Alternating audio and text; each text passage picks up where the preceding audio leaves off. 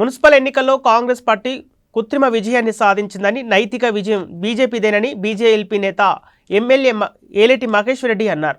నిర్మల్ జిల్లా కేంద్రంలోని MLA camp కార్యాలయంలో ఏర్పాటు చేసిన విలేకరుల సమావేశంలో ఆయన మాట్లాడారు. ముందుగా బీజేపీ అభ్యర్థులకు ఓట్లు వేసి గెలిపించిన నిర్మల్ ప్రజలకు ప్రత్యేక ధన్యవాదాలు తెలిపారు. గత మున్సిపల్ ఎన్నికల్లో ఒక్క సీటుతో ప్రారంభమైన భారతీయ జనతా పార్టీ ఈ ఎన్నికల్లో 13 సీట్లు కైవసం చేసుకుందన్నారు.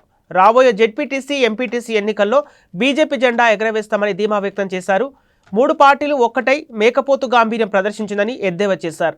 కాంగ్రెస్, బీఆర్ఎస్, ఎంఐఎం 3 పార్టీలు కలిసి ఎన్నికల్లో పోటీ చేసి 27,000 ఓట్లు సాధిస్తే కేవలం బీజేపీ 20,335 ఓట్లు సాధించిందన్నారు. మైనార్టీ ఓటు బ్యాంకుతోనే కాంగ్రెస్ పార్టీ గెలుపొందిందన్నారు. గొప్పలు చెప్పుకునే ప్రయత్నం చేస్తూ ఉన్నారంటే ఇది కాంగ్రెస్ పార్టీ మేకపోతు గాంభీర్యం తప్ప ఇంకొకటి లేదు.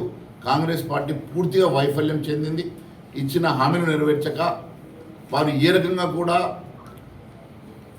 మేనిఫెస్టోలో పెట్టినటువంటి హామీల్ని గాలి కుదిరేసి విస్మరించి ఈరోజు మున్సిపల్ ఎన్నికల్లో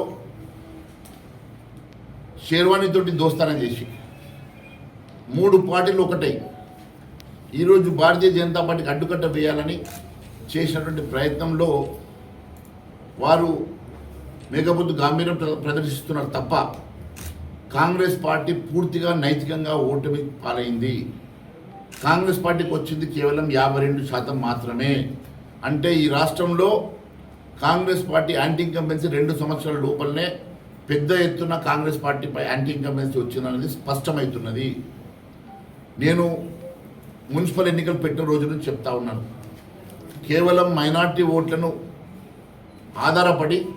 మైనార్టీ ఓట్లపై ఆధారపడి మాత్రమే కాంగ్రెస్ పార్టీ మున్సిపల్ ఎన్నికల్లోకి వెళ్తూ ఉన్నది.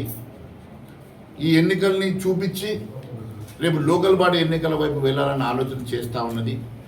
మరి ఇక్కడ మైనార్టీ ఓట్లను పోలరైజ్ చేసుకోవాలన్న ఉద్దేశంతో ఎంఐఎంతో దోస్తీ చేసి టీఆర్ఎస్తో ఫ్రెండ్లీ మ్యాచ్ పెట్టుకొని ఈరోజు భారతీయ జనతా పార్టీకి అడ్డుకట్ట వేసే ప్రయత్నం మాత్రమే జరిగింది.